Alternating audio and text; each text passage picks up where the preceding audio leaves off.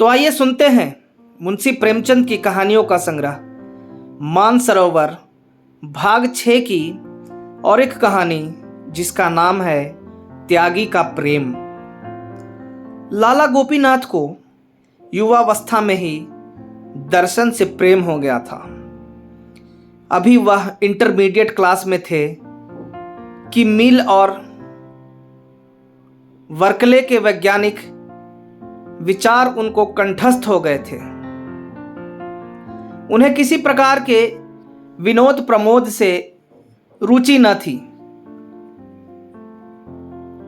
यहां तक कि कॉलेज के क्रिकेट मैचों में भी उनका उत्साह न होता था।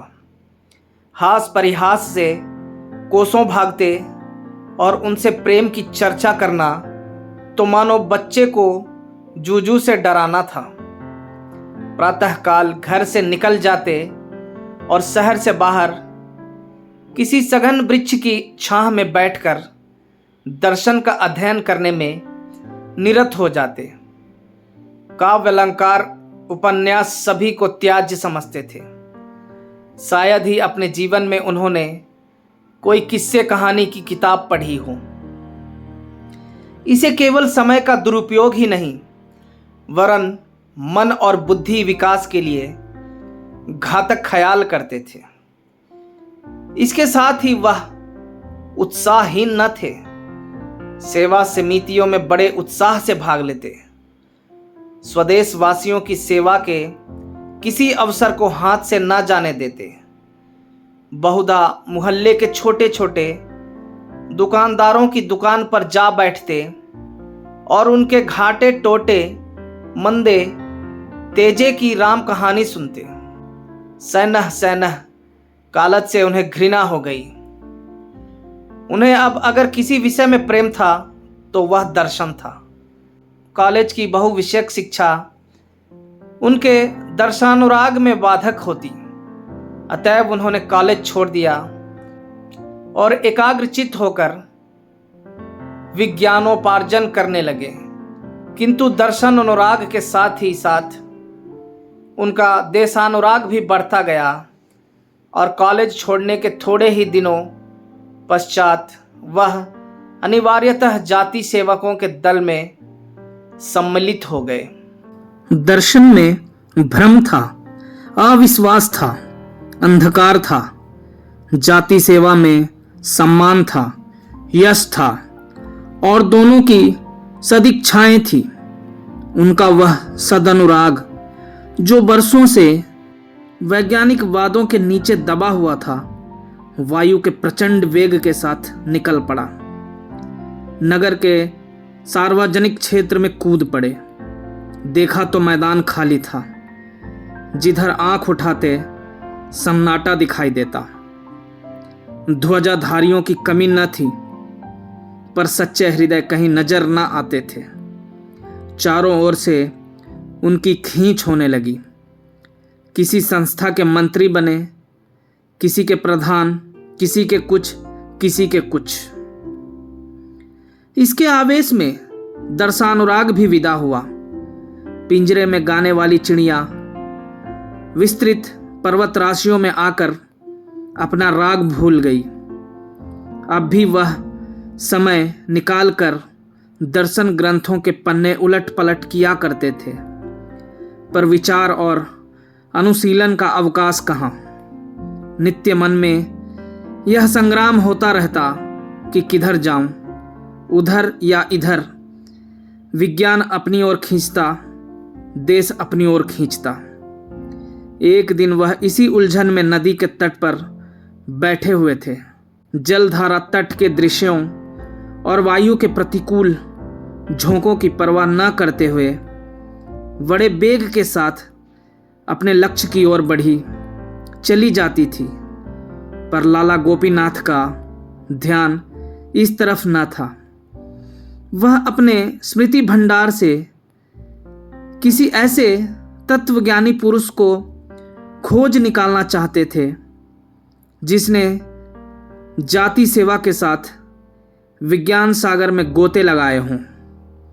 सहसा उनके कॉलेज के एक अध्यापक पंडित अमरनाथ अग्निहोत्री आकर समीप बैठ गए और बोले, कहिए लाला गोपीनाथ, क्या खबरें हैं? गोपीनाथ ने अन्यमनस्क होकर उत्तर दिया, कोई नई बात तो नहीं हुई। पृथ्वी अपनी गति से चली जा रही है। अमरनाथ, म्युनिसिपल वार्ड नंबर 21 की जगह खाली है। उसके लिए किसे चुनना निश्चित किया है? गोपी, देखिए कौन होता है। आप भी खड़े हुए हैं। अमर, अजी, मुझे तो लोगों ने जबरदस्ती घसीट लिया, नहीं तो मुझे इतनी फुर्सत कहाँ। गोपी, मेरा भी यही विचार है। अध्यापकों का क्रियात्मक राजनीति में फंसना बहुत अच्छी बात नहीं। अमरनाथ इस व्यंग से बहुत लज्जित हुए। एक क्षण के बाद प्रतिकार के भाव से बोले, तुम आजकल दर्शन का अभ्यास करते हो या नहीं? गोपी, बहुत कम। इसी दुविधा में पड़ा हुआ हूं कि राष्ट्रीय सेवा का मार्ग ग्रहण करूं या सत्य की खोज में जीवन व्यतीत करूं। अमर, राष्ट्रीय संस्थानों में सम्मिलित होने का समय अभी तुम्हारे लिए नहीं आया। अभी तुम्हारी उम्र ही क्या है? जब तक विचारों में गांभीर्य और सिद्धांतों पर दृढ़ विश्वास ना हो जाए, उस समय तक केवल क्षणिक आवेशों के वशवर्ती होकर किसी काम में कूद पड़ना अच्छी बात नहीं। राष्ट्रीय सेवा बड़े उत्तरदायित्व का काम है। गोपीनाथ ने निश्चय कर लिया कि मैं जाति सेवा में जीवन क्षेप करूंगा। अमरनाथ ने भी यही फैसला किया कि मैं म्युनिसिपालिटी में अवश्य जाऊंगा। दोनों का परस्पर विरोध उन्हें कर्म क्षेत्र की ओर खींच ले गया। गोपीनाथ की साख पहले ही से जम गई थी। घर के धनी थे। शक्कर और सोने चांदी की दलाली होती थी। व्यापारियों में उनके पिता का बड़ा मान था। गोपीनाथ के 2 बड़े भाई थे, वह भी दलाली करते थे। परस्पर मेल था, धन था, संतानें थी। अगर ना थी तो शिक्षा और शिक्षित समुदाय में गणना। वह बात गोपीनाथ की बदौलत प्राप्त हो गई। इसलिए उनकी स्वच्छंदता पर किसी ने आपत्ति नहीं की। किसी ने उन्हें धनोपार्जन के लिए मजबूर नहीं किया। अतएव गोपीनाथ निश्चिंत और निर्द्वंद होकर राष्ट्र सेवा में कहीं किसी अनाथालय के लिए चंदे जमा करते, कहीं किसी कन्या पाठशाला के लिए भिक्षा मांगते फिरते। नगर की कांग्रेस कमेटी ने उन्हें अपना मंत्री नियुक्त किया। उस समय तक कांग्रेस ने कर्म क्षेत्र में पदार्पण नहीं किया था। उनकी कार्यशीलता ने इस जीर्ण संस्था का मानो पुनरुद्धार कर दिया। वह प्रातः से संध्या और बहुधा पहर रात तक इन्हीं कामों में लिप्त रहते थे।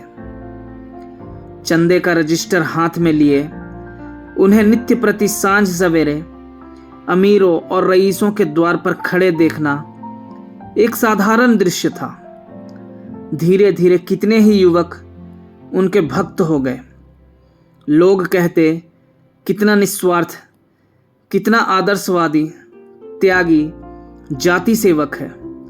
कौन सुबह से शाम तक निस्वार्थ भाव से केवल जनता का उपकार करने के लिए यूं दौड़ धूप करेगा। उनका आत्मोत्सर्ग प्रायः द्वेषियों को भी अनुरुक्त कर देता था। उन्हें बहुधा रईसों की अभद्रता, असज्जनता, यहाँ तक कि उनके कटु शब्द भी सहने पड़ते थे। उन्हें अब विदित हो गया था कि जाति सेवा बड़े अंशों तक केवल चंदे मांगना है। इसके लिए धनिकों की दरबारदारी या दूसरे शब्दों में खुशामद भी करनी पड़ती थी। दर्शन के उस गौरवयुक्त अध्ययन और इस दान लोलुपता में कितना अंतर था। कहाँ मिल और केंट, स्पेंसर और कीड के साथ एकांत में बैठे हुए जीव और प्रकृति के गहन गूढ़ विषय पर वार्तालाप, और कहाँ इन अभिमानी असभ्य मूर्ख व्यापारियों के सामने सिर झुकाना। वह अंतःकरण में उनसे घृणा करते थे। वे धनी थे और केवल धन कमाना चाहते थे। इसके अतिरिक्त उनमें और कोई विशेष गुण न था। उनमें अधिकांश ऐसे थे जिन्होंने कपट व्यवहार से धनोपार्जन किया था, पर गोपीनाथ के लिए वे सभी पूज्य थे, क्योंकि उन्हीं की कृपा दृष्टि पर उनकी राष्ट्र सेवा अवलंबित थी। इस प्रकार कई वर्ष व्यतीत हो गए। गोपीनाथ नगर के मान्य पुरुषों में गिने जाने लगे।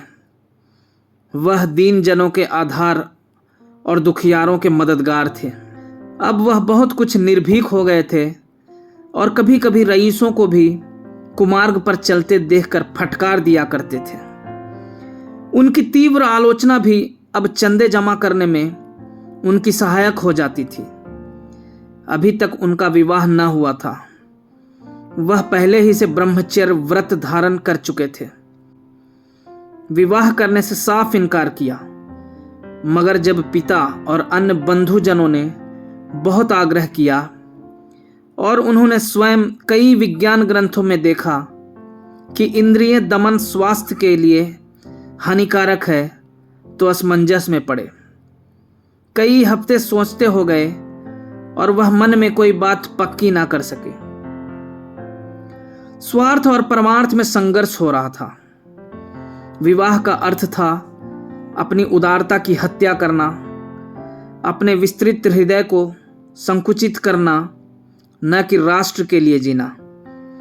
वह अब इतने ऊंचे आदर्श का त्याग करना निंद और उपहासजनक समझते थे। इसके अतिरिक्त अब वह अनेक कारणों से अपने को पारिवारिक जीवन के अयोग्य पाते थे। जीविका के लिए जिस उद्योगशीलता, जिस अनवरत परिश्रम और जिस मनोवृत्ति की आवश्यकता है, वह उनमें न रही थी। जाति सेवा में भी उद्योगशीलता और अध्यवसाय की कम जरूरत न थी, लेकिन उसमें आत्मगौरव का हनन न होता था। परोपकार के लिए भिक्षा मांगना दान है, अपने लिए पान का एक बीड़ा भी भिक्षा है। स्वभाव में एक प्रकार की स्वच्छंदता आ गई थी।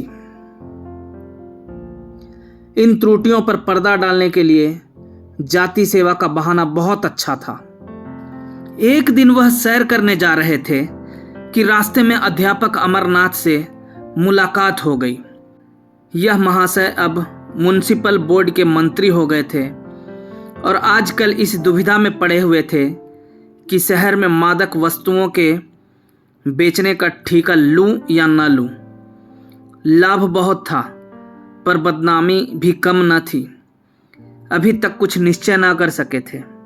इन्हें देखकर बोले, कहिए लाला जी, मिजाज अच्छा है ना? आपके विवाह के विषय में क्या हुआ? गोपीनाथ ने दृढ़ता से कहा, मेरा इरादा विवाह करने का नहीं है। अमरनाथ, ऐसी भूल न करना। तुम अभी नव युवक हो, तुम्हें संसार का कुछ अनुभव नहीं है। मैंने ऐसी कितनी मिसालें देखी है जहां अविवाहित रहने से लाभ के बदले हानि ही हुई है। विवाह मनुष्य को सुमार्ग पर रखने का सबसे उत्तम साधन है, जिसे अब तक मनुष्य ने आविष्कृत किया है। उस व्रत से क्या फायदा जिसका परिणाम छिछोरापन हो? गोपीनाथ ने प्रत्युत्तर दिया, आपके मादक वस्तुओं के ठीके के विषय में क्या निश्चय किया?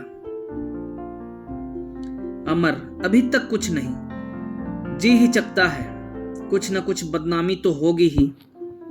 गोपी, एक अध्यापक के लिए मैं इस पेशे को अपमान समझता हूं। अमर, कोई पेशा खराब नहीं है अगर ईमानदारी से किया जाए। गोपी, यहां मेरा आपसे मतभेद है। कितने ही ऐसे व्यवसाय हैं जिन्हें एक सुशिक्षित व्यक्ति कभी स्वीकार नहीं कर सकता। मादक वस्तुओं का ठीका उनमें एक है। गोपीनाथ ने आकर अपने पिता से कहा, मैं कदापि विवाह न करूंगा। आप लोग मुझे विवश न करें, वरना पछताइएगा। अमरनाथ ने उसी दिन ठीके के लिए प्रार्थना पत्र भेज दिया और वह स्वीकृत भी हो गया। 2 साल हो गए हैं। लाला गोपीनाथ ने एक कन्या पाठशाला खोली है और उसके प्रबंधक हैं। शिक्षा की विभिन्न पद्धतियों का उन्होंने खूब अध्ययन किया है और इस पाठशाला में वह उनका व्यवहार कर रहे हैं। शहर में यह पाठशाला बहुत ही सर्वप्रिय है। उसने बहुत अंशों में उस उदासीनता का परिशोध कर दिया है जो माता पिता को पुत्रियों की शिक्षा की ओर होती है। शहर के गण्यमान्य पुरुष अपनी लड़कियों को शहर पढ़ने भेजते हैं। वहाँ की शिक्षा शैली कुछ ऐसी मनोरंजक है कि बालिकाएं एक बार जाकर मानो मंत्र मुग्ध हो जाती हैं, फिर उन्हें घर पर चैन नहीं मिलता। ऐसी व्यवस्था की गई है कि 3-4 वर्षों में ही कन्याओं का गृहस्थी के मुख्य कामों से परिचय हो जाए। सबसे बड़ी बात यह है कि यहाँ धर्म शिक्षा का भी समुचित प्रबंध किया गया है। अब की साल से प्रबंधक महोदय ने अंग्रेजी की कक्षाएं भी खोल दी हैं। एक सुशिक्षित गुजराती महिला को बंबई से बुलाकर पाठशाला उनके हाथ में दे दी है। इन महिला का नाम है आनंदी बाई। विधवा हैं, हिंदी भाषा से भली भांति परिचित नहीं हैं, किंतु गुजराती में कई पुस्तकें लिख चुकी हैं, कई कन्या पाठशालाओं में काम कर चुकी हैं। शिक्षा संबंधी विषयों में अच्छी गति है। उनके आने से मदरसे में और भी रौनक आ गई है। कई प्रतिष्ठित सज्जनों ने जो अपनी बालिकाओं को मंसूरी और नैनीताल भेजना चाहते थे, अब उन्हें यहीं भर्ती करा दिया है। आनंदी रईसों के घरों में जाती है और स्त्रियों में शिक्षा का प्रचार करती हैं। उनके वस्त्र भूषणों से सुरुचि का बोध होता है भी उच्च कुल की, इसलिए शहर में उनका बड़ा सम्मान होता है। लड़कियां उन पर जान देती हैं, उन्हें मां कहकर पुकारती हैं। गोपीनाथ पाठशाला की उन्नति देख देखकर फूले नहीं समाते। जिससे मिलते हैं आनंदी बाई का ही गुणगान करते हैं। बाहर से कोई सुविख्यात पुरुष आता है तो उससे पाठशाला का निरीक्षण अवश्य कराते हैं। आनंदी की प्रशंसा से उन्हें वही आनंद प्राप्त होता है जो स्वयं अपनी प्रशंसा से होता। बाई जी को भी दर्शन से प्रेम है और सबसे बड़ी बात यह है कि उन्हें गोपीनाथ पर असीम श्रद्धा है। वह हृदय से उनका सम्मान करती हैं। उनके त्याग और निष्काम जाति भक्ति ने उन्हें वशीभूत कर लिया है। वह मुंह पर उनकी बड़ाई नहीं करती, पर रईसों के घरों में बड़े प्रेम से उनका यशोगान करती है। ऐसे सच्चे सेवक आजकल कहाँ लोग कीर्ति पर जान देते हैं, जो थोड़ी बहुत सेवा करते हैं दिखावे के लिए। सच्ची लगन किसी में नहीं। मैं लाला जी को पुरुष नहीं देवता समझती हूँ। कितना सरल संतोषमय जीवन है। न कोई व्यसन न विलास। भोर से सायंकाल तक दौड़ते रहते हैं। न खाने का कोई समय न सोने का समय। उस पर कोई ऐसा नहीं जो उनके आराम का ध्यान रखे। बेचारे घर गए, जो कुछ किसी ने सामने रख दिया चुपके से खा लिया, फिर छड़ी उठाई और किसी तरफ चल दिए। दूसरी औरत कदापि अपनी पत्नी की भांति सेवा सत्कार नहीं कर सकती। दशहरे के दिन थे। कन्या पाठशाला में उत्सव मनाने की तैयारियां हो रही थी। एक नाटक खेलने का निश्चय किया गया था। भवन खूब सजाया गया था। शहर के रईसों को निमंत्रण दिए गए थे। यह कहना कठिन है कि किसका उत्साह बढ़ा हुआ था, बाई जी का या लाला गोपीनाथ का। गोपीनाथ सामग्रियां एकत्र कर रहे थे और उन्हें अच्छे ढंग से सजाने का भार आनंदी ने लिया था। नाटक भी इन्हीं ने रचा था। नित्य प्रति उसका अभ्यास कराती थी और स्वयं एक पाठ ले रखा था। विजयादशमी आ गई। दोपहर तक गोपीनाथ फर्श और कुर्सियों का इंतजाम करते रहे। जब 1 बज गया और अब भी वह वहां से न टले तो आनंदी ने कहा, लाला जी, आपको भोजन करने को देर हो रही है। अब सब काम हो गया है, जो कुछ बच रहा है मुझ पर छोड़ दीजिए। गोपीनाथ ने कहा, खा लूंगा, मैं ठीक समय पर भोजन करने का पाबंद नहीं हूं। फिर घर तक कौन जाए, घंटों लग जाएंगे। भोजन के उपरांत आराम करने का जी चाहेगा, शाम हो जाएगी। आनंदी, भोजन तो मेरे यहां तैयार है, ब्राह्मणी ने बनाया है, चलकर खा लीजिए और यहीं जरा देर आराम भी कर लीजिए। गोपीनाथ, यहां क्या खा लूं? एक वक्त ना खाऊंगा तो ऐसी कौन सी हानि हो जाएगी? आनंदी, जब भोजन तैयार है तो उपवास क्यों कीजिएगा? गोपीनाथ, आप जाएं, आपको अवश्य देर हो रही है। मैं काम में ऐसा भूला कि आपकी सुधि ही ना रही। आनंदी, मैं भी 1 जून उपवास कर लूंगी तो क्या हानि होगी? गोपीनाथ, नहीं नहीं, इसकी क्या जरूरत है? मैं आपसे सच कहता हूं, मैं बहुधा 1 ही जून खाता हूं।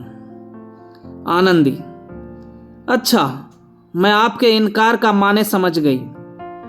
इतनी मोटी बात अब तक मुझे न सूझी। गोपीनाथ, क्या समझ गई? मैं छूत छात नहीं मानता, यह तो आपको मालूम ही है। आनंदी, इतना जानती हूं, किंतु जिस कारण से आप मेरे यहां भोजन करने से इनकार कर रहे हैं उसके विषय में केवल इतना निवेदन है कि मुझे आपसे केवल स्वामी और सेवक का संबंध नहीं है, मुझे आपसे आत्मीयता का संबंध है। आपका मेरे पान फूल को अस्वीकार करना अपने एक सच्चे भक्त के मर्म को आघात पहुंचाना है। मैं आपको इसी दृष्टि से देखती हूं। गोपीनाथ को अब कोई आपत्ति ना हो सकी। जाकर भोजन कर लिया। वह जब तक आसन पर बैठे रहे, आनंदी बैठी पंखा झलती रही। इस घटना की लाला गोपीनाथ के मित्रों ने यूं आलोचना की, महाशय जी, अब तो वहीं पर खूब जोर देकर भोजन भी करते हैं। सनह सनह पर्दा हटने लगा। लाला गोपीनाथ को अब परव सता ने साहित्य सेवी बना दिया था। घर से उन्हें आवश्यक सहायता मिल जाती थी, किंतु पत्रों और पत्रिकाओं तथा अन्य अनेक कामों के लिए उन्हें घर वालों से कुछ मांगते हुए बहुत संकोच होता था। उनका आत्मसम्मान जरा जरा सी बातों के लिए भाइयों के सामने हाथ फैलाना अनुचित समझता था। वह अपनी जरूरतें आप पूरी करना चाहते थे। घर पर भाइयों के लड़के इतना कोलाहल मचाते कि उनका जी कुछ लिखने में न लगता। इसलिए जब उनकी कुछ लिखने की इच्छा होती तो बेखटके पाठशाला में चले जाते। आनंदी बाई वहीं रहती थी। वहाँ न कोई शोर था न गुल। एकांत में काम करने में जी लगता। भोजन का समय आ जाता तो वहीं भोजन भी कर लेते। कुछ दिनों के बाद उन्हें बैठकर लिखने में कुछ असुविधा होने लगी। आंखें कमज़ोर हो गई थी तो आनंदी ने लिखने का भार अपने सिर ले लिया। लाला साहब बोलते थे, आनंदी लिखती थी। गोपीनाथ की प्रेरणा से उन्होंने हिंदी सीखी थी और थोड़े ही दिनों में इतनी अभ्यस्त हो गई थी कि लिखने में जरा भी हिचक ना होती। लिखते समय कभी कभी उन्हें ऐसे शब्द और मुहावरे सूझ जाते कि गोपीनाथ फड़क फड़क उठते उनके लेखक में जान सी पड़ जाती। वह कहते, यदि तुम स्वयं कुछ लिखो तो मुझसे बहुत अच्छा लिखोगी। मैं तो बेगारी करता हूँ, तुम्हें परमात्मा की ओर से यह शक्ति करता हुई है। नगर के लाल बुझक्कड़ों में इस सहकारिता पर टीका टिप्पणियाँ होने लगी, पर विद्वज्जन अपनी आत्मा की सुचिता के सामने ईर्ष्या के व्यंग की कब परवाह करते हैं। आनंदी कहती, यह तो संसार है, जिसके मन में आए कहे, पर मैं उस पुरुष का निरादर नहीं कर सकती जिस पर मेरी श्रद्धा है। पर गोपीनाथ इतने निर्भीक न थे। उनकी सुकीर्ति का आधार लोकमत था। वह उसकी भर्त्सना न कर सकते थे, इसलिए वह दिन के बदले रात को रचना करने लगे। पाठशाला में इस समय कोई देखने वाला न होता था। रात की नीरवता में खूब जी लगता। आराम कुर्सी पर लेट जाते। आनंदी मेज के सामने कलम हाथ में लिए उनकी ओर देखा करती। जो कुछ उनके मुख से निकलता तुरंत लिख लेती। उनकी आंखों से विनय और शील, श्रद्धा और प्रेम की किरण सी निकलती हुई जान पड़ती। गोपीनाथ जब किसी भाव को मन में व्यक्त करने के बाद आनंदी की ओर ताकते कि वह लिखने के लिए तैयार हैं या नहीं, तो दोनों व्यक्तियों की निगाहें मिलती और आप ही झुक जाती। गोपीनाथ को इस तरह काम करने की ऐसी आदत पड़ती जाती थी कि जब किसी कार्यवश यहाँ आने का अवसर न मिलता तो वह विकल हो जाते थे।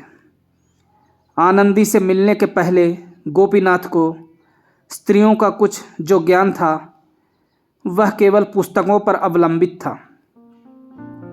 स्त्रियों के विषय में प्राचीन और अर्वाचीन, प्राच्य और पाश्चात्य सभी विद्वानों का एक ही मत था। यह मायावी आत्मिक उन्नति की बाधक, परमार्थ की विरोधिनी, वृत्तियों को कुमार्ग की ओर ले जाने वाली, हृदय को संकीर्ण बनाने वाली होती है। इन्हीं कारणों से उन्होंने इस मायावी जाति से अलग रहना ही श्रेयस्कर समझा था। किंतु अब अनुभव बतला रहा था कि स्त्रियां सन्मार्ग की ओर भी ले जा सकती हैं। उनमें सद्गुण भी हो सकते हैं। वे कर्तव्य और सेवा के भावों को जागृत भी कर सकती हैं।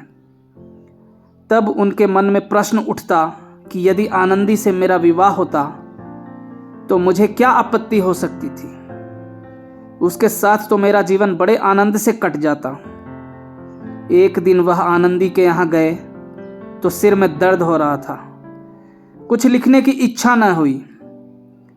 आनंदी को इसका कारण मालूम हुआ तो उसने उनके सिर में धीरे धीरे तेल मलना शुरू किया। गोपीनाथ को उस समय अलौकिक सुख मिल रहा था। मन में प्रेम की तरंगें उठ रही थी। नेत्र, मुखवाणी सभी प्रेम में पगे जाते थे। उसी दिन से उन्होंने आनंदी के यहाँ आना छोड़ दिया। 1 सप्ताह बीत गया और ना आए। आनंदी ने लिखा, आपसे पाठशाला संबंधी कई विषयों में राय लेनी है, अवश्य आइए। तब भी ना गए। उसने फिर लिखा, मालूम होता है आप मुझसे नाराज हैं। मैंने जानबूझकर तो कोई ऐसा काम नहीं किया, लेकिन यदि वास्तव में आप नाराज हैं तो मैं यहाँ रहना उचित नहीं समझती। अगर आप अब भी ना आएंगे तो मैं द्वितीय अध्यापिका को चार्ज देकर चली जाऊंगी। गोपीनाथ पर इस धमकी का भी कुछ असर ना हुआ। अब भी ना गए। अंत में 2 महीने तक खींचे रहने के बाद उन्हें ज्ञात हुआ कि आनंदी बीमार है और 2 दिन से पाठशाला नहीं आ सकी। तब वह किसी तर्क या युक्ति से अपने को न रोक सके। पाठशाला में आए और कुछ झिझकते सकुचाते आनंदी के कमरे में कदम रखा। देखा तो चुपचाप पड़ी हुई थी। मुख पीला था, शरीर घुल गया था। उसने उनकी ओर दया प्रार्थी नेत्रों से देखा। उठना चाहा, पर आसक्ति ने उठने न दिया। गोपीनाथ ने आर्द्र कंठ से कहा, लेटी रहो, लेटी रहो, उठने की ज़रूरत नहीं, मैं बैठ जाता हूँ। डॉक्टर साहब आए थे? मिश्राइन ने कहा। जी हाँ, 2 बार आए थे। दवा दे गए हैं? गोपीनाथ ने नुस्खा देखा। डॉक्टरी का साधारण ज्ञान था। नुस्खे से ज्ञात हुआ हृदय रोग है। औषधियाँ सभी पुष्टिकर और बलवर्धक थीं। आनंदी की ओर फिर देखा। उसकी आंखों में अश्रुधारा बह रही थी। उनका गला भी भर आया। हृदय मसोसने लगा। गदगद होकर बोले, आनंदी, तुमने मुझे पहले इसकी सूचना न दी, नहीं तो रोग इतना न बढ़ने पाता। आनंदी, कोई बात नहीं है, अच्छी हो जाऊंगी, जल्दी ही अच्छी हो जाऊंगी। मर भी जाऊंगी तो कौन रोने वाला बैठा हुआ है। यह कहते कहते वह फूट फूट कर रोने लगी। गोपीनाथ दार्शनिक थे, पर अभी तक उनके मन के कोमल भाव शिथिल ना हुए थे। कंपित स्वर से बोले, आनंदी, संसार में कम से कम एक ऐसा आदमी है जो तुम्हारे लिए अपने प्राण तक दे देगा। यह कहते कहते वह रुक गए। उन्हें अपने शब्द और भाव कुछ भद्दे और उच्छृंखल से जान पड़े। अपने मनोभावों को प्रकट करने के लिए वह इन सारहीन शब्दों की अपेक्षा कहीं अधिक काव्यमय रसपूर्ण अनुरक्त शब्दों का व्यवहार करना चाहते थे, पर वह इस वक्त याद ना पड़े। आनंदी ने पुलकित होकर कहा, 2 महीने तक किस पर छोड़ दिया था? गोपीनाथ, इन 2 महीनों में मेरी जो दशा थी वह मैं ही जानता हूं। यही समझ लो कि मैंने आत्महत्या नहीं की। यही बड़ा आश्चर्य है। मैंने ना समझा था कि अपने व्रत पर स्थिर रहना मेरे लिए इतना कठिन हो जाएगा। आनंदी ने गोपीनाथ का हाथ धीरे से अपने हाथ में लेकर कहा, अब तो कभी इतनी कठोरता ना कीजिएगा। गोपीनाथ संचित होकर, अंत क्या है? आनंदी, कुछ भी हो। गोपी, कुछ भी हो? अपमान, निंदा, उपहास, आत्मवेदना। आनंदी, कुछ भी हो, मैं सब कुछ सह सकती हूं और आपको भी मेरे हेतु सहना पड़ेगा। गोपी, आनंदी, मैं अपने को प्रेम पर बलिदान कर सकता हूं, लेकिन अपने नाम को नहीं। इस नाम को अकलंकित रखकर मैं समाज की बहुत कुछ सेवा कर सकता हूं। आनंदी, ना कीजिए। आपने सब कुछ त्याग कर यह कीर्ति लाभ की है। मैं आपके यश को नहीं मिटाना चाहती। गोपीनाथ का हाथ हृदय स्थल पर रखकर, इसको चाहती हूं। इससे अधिक त्याग की आकांक्षा नहीं रखती। गोपी, दोनों बातों एक साथ संभव है? आनंदी, संभव है, मेरे लिए संभव है। मैं प्रेम पर अपनी आत्मा को भी न्यौछावर कर सकती हूं। इसके पश्चात लाला गोपीनाथ ने आनंदी की बुराई करनी शुरू की। मित्रों से कहते उनका जी अब काम में नहीं लगता। पहले किसी तनदेही नहीं है। किसी से कहते उनका जी अब यहाँ से उचाट हो गया है, अपने घर जाना चाहती है। उनकी इच्छा है कि मुझे प्रति वर्ष तरक्की मिला करे और उसकी यहाँ गुंजाइश नहीं। पाठशाला को कई बार देखा और अपनी आलोचना में काम को असंतोषजनक लिखा। शिक्षा संगठन, उत्साह, सुप्रबंध सभी बातों में निराशजनक क्षति पाई। वार्षिक अधिवेशन में जब कई सदस्यों ने आनंदी की वेतन वृद्धि का प्रस्ताव उपस्थित किया तो लाला गोपीनाथ ने उसका विरोध किया। उधर आनंदीबाई भी गोपीनाथ के दुखड़े रोने लगी। यह मनुष्य नहीं है, पत्थर का देवता है। उन्हें प्रसन्न करना दुस्तर है।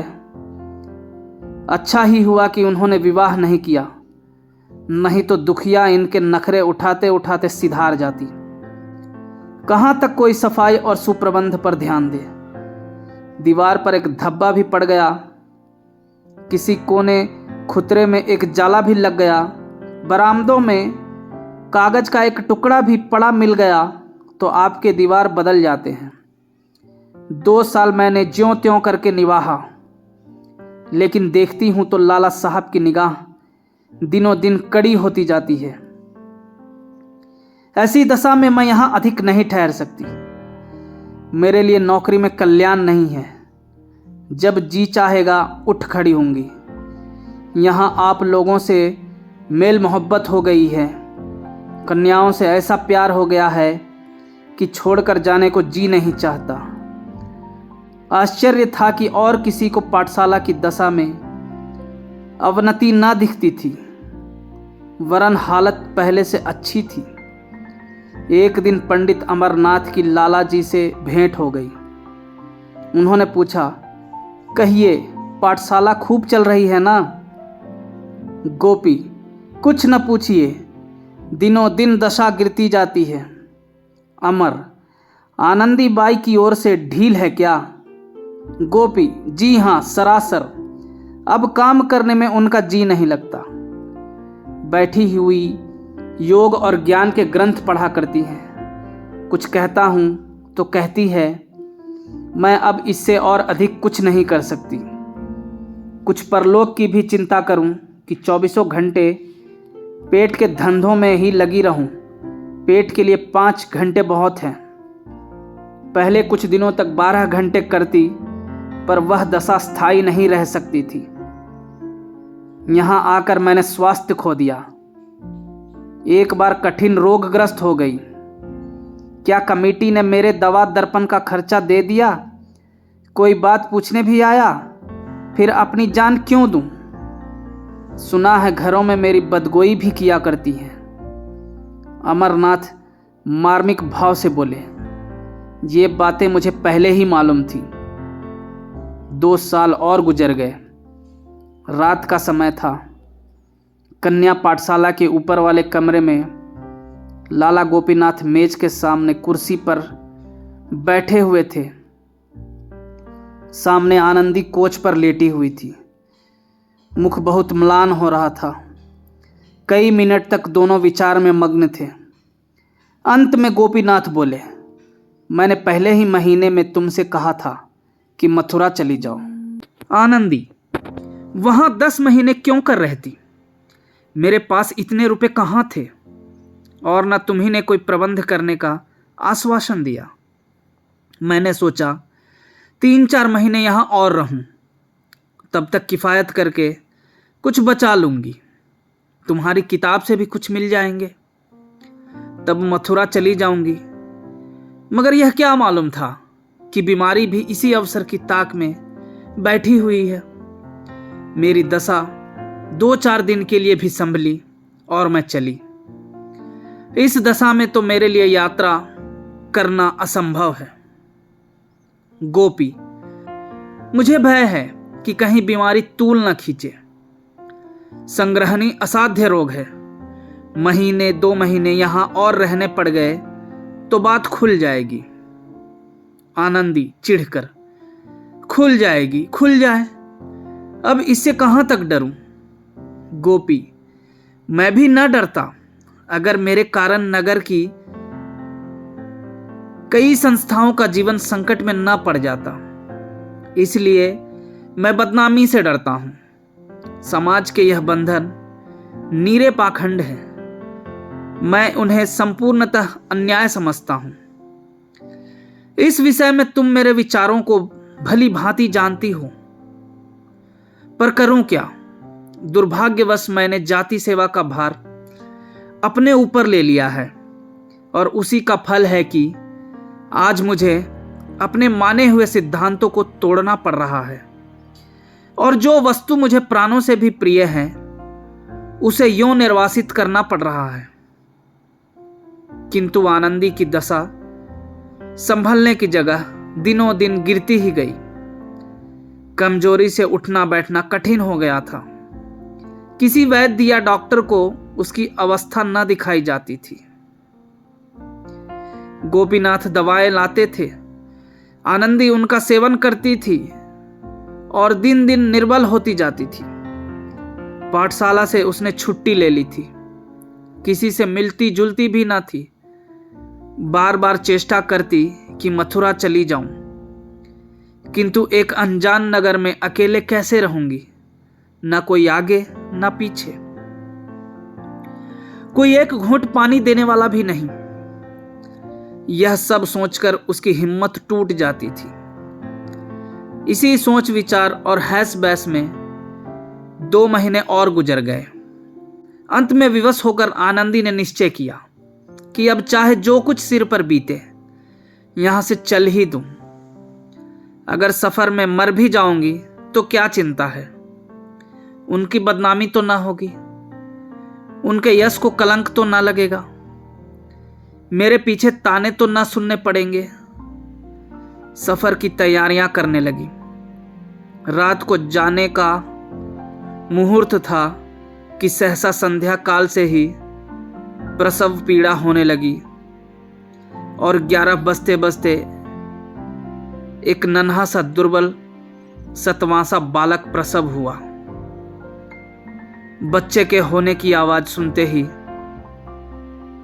लाला गोपीनाथ बेतहासा ऊपर से उतरे और गिरते पड़ते घर भागे।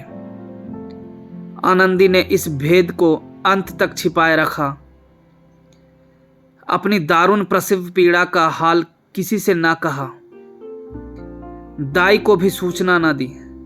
मगर जब बच्चे के रोने की ध्वनि मदरसे में गूंजी तो क्षण मात्र में दाई सामने आकर खड़ी हो गई। नौकरानियों को पहले से शंकाएं थी, उन्हें कोई आश्चर्य न हुआ। जब दाई ने आनंदी को पुकारा तो वह सचेत हो गई। देखा तो बालक रो रहा है। दूसरे दिन 10 बजते बजते यह समाचार सारे शहर में फैल गया।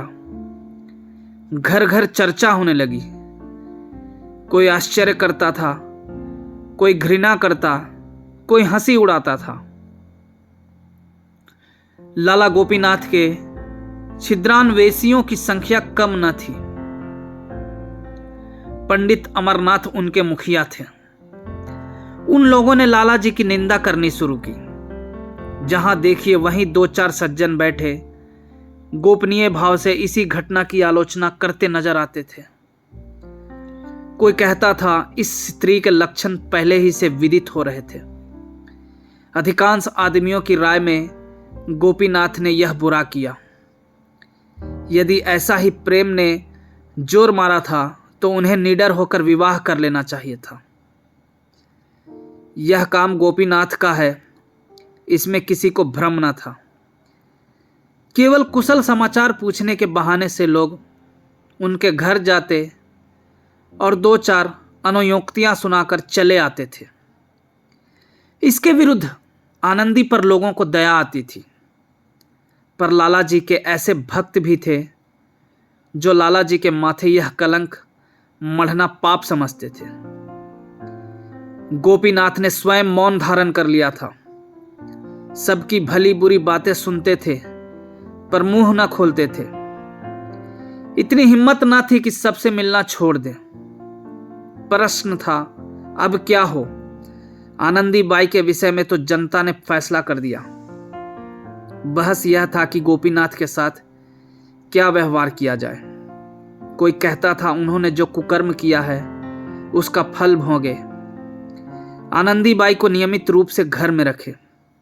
कोई कहता हमें इससे क्या मतलब, आनंदी जाने और वह जाने, दोनों जैसे के तैसे हैं, जैसे उदय वैसे भान, ना उनके चोटी न उनके कान।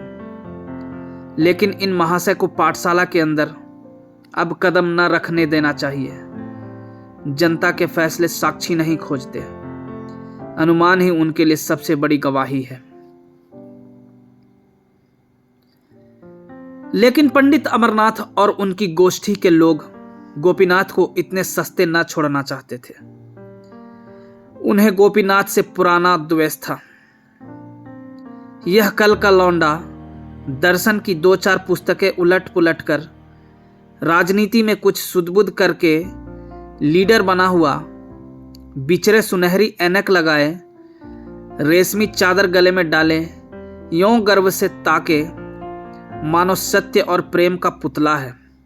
ऐसे रंगे सियार की जितनी कलई खोली जाए उतना ही अच्छा। जाति को ऐसे दगाबाज, चरित्रहीन, दुर्बल आत्मा सेवकों से सचेत कर देना चाहिए। पंडित अमरनाथ पाठशाला की अध्यापिकाओं और नौकरों से तहकीकात करते थे। लाला जी कब आते थे, कब जाते थे, कितनी देर रहते थे, यहाँ क्या किया करते थे। तुम लोग उनकी उपस्थिति में वहाँ जाने पाते थे या रोक थी। लेकिन यह छोटे छोटे आदमी, जिन्हें गोपीनाथ से संतुष्ट रहने का कोई कारण न था, उनकी सख्ती की नौकर लोग बहुत शिकायत किया करते थे। इस दुर्वस्था में उनके ऐबों पर पर्दा डालने लगे। अमरनाथ ने प्रलोभन दिया, डराया, धमकाया, पर किसी ने गोपीनाथ के विरुद्ध साक्षी न दी। उधर लाला गोपीनाथ ने उसी दिन से आनंदी के घर आना जाना छोड़ दिया। 2 हफ्ते तक तो वह अभागिनी किसी तरह कन्या पाठशाला में रही। 15वें दिन प्रबंधक समिति ने उसे मकान खाली कर देने की नोटिस दे दी। महीने भर की मोहलत देना भी उचित न समझा। अब वह दुखिया एक तंग मकान में रहती थी। कोई पूछने वाला न था। बच्चा कमजोर, खुद बीमार, कोई आगे न पीछे, न कोई दुख का संगी न साथी। शिशु को गोद में लिए दिन के दिन बेदाना पानी पड़ी रहती थी। एक बुढ़िया महरी मिल गई थी जो बर्तन धोकर चली जाती थी। कभी कभी शिशु को छाती से लगाए रात की रात रह जाती, पर धन्य है उसके धैर्य और संतोष को। लाला गोपीनाथ से मुंह में शिकायत थी न दिल में। सोचती इन परिस्थितियों में उन्हें मुझसे परामुख ही रहना चाहिए, इसके अतिरिक्त और उपाय नहीं है। उनके बदनाम होने से नगर की कितनी बड़ी हानि होती। सभी उन पर संदेह करते हैं, पर किसी को यह साहस तो नहीं हो सकता कि उनके विपक्ष में कोई प्रमाण दे सके। यह सोचते हुए उसने स्वामी अभेदानंद की एक पुस्तक उठाई और उसके एक अध्याय का अनुवाद करने लगी। अब उसकी जीविका का एकमात्र यही आधार था। सहसा धीरे से किसी ने द्वार खटखटाया। वह चौंक पड़ी। लाला गोपीनाथ की आवाज मालूम हुई। उसने तुरंत द्वार खोल दिया। गोपीनाथ आकर खड़े हो गए और सोते हुए बालक को प्यार से देखकर बोले, आनंदी, मैं तुम्हें मुंह दिखाने लायक नहीं हूं। मैं अपनी भीरुता और नैतिक दुर्बलता पर अत्यंत लज्जित हूं। यद्यपि मैं जानता हूं कि मेरी बदनामी जो कुछ होनी थी वह हो चुकी। मेरे नाम से चलने वाली संस्थाओं को जो हानि पहुंचनी थी पहुंच चुकी। अब असंभव है कि मैं जनता को अपना मुंह फिर दिखाऊं, और न वह मुझ पर विश्वास ही कर सकती है। इतना जानते हुए भी मुझ में इतना साहस नहीं है कि अपने कुकृत्य का भार सिर ले लूं। मैं पहले सामाजिक शासन की रत्ती भर परवाह न करता, पर अब पग पग पर उसके भय से मेरे प्राण तक कांपने लगते हैं। धिक्कार है मुझ पर कि तुम्हारे ऊपर ऐसी विपत्तियां पड़ी, लोक निंदा, रोग शोक, निर्धनता, सभी का सामना करना पड़ा, और मैं यूं अलग अलग रहा मानो मुझसे कोई प्रयोजन नहीं है। पर मेरा हृदय ही जानता है कि उसको कितनी पीड़ा होती थी। कितनी ही बार आने का निश्चय किया और फिर हिम्मत हार गया। अब मुझे विदित हो गया कि मेरी सारी दार्शनिकता केवल हाथी के दांत थी। मुझ में क्रिया शक्ति नहीं है, लेकिन इसके साथ ही तुमसे अलग रहना मेरे लिए असह्य है।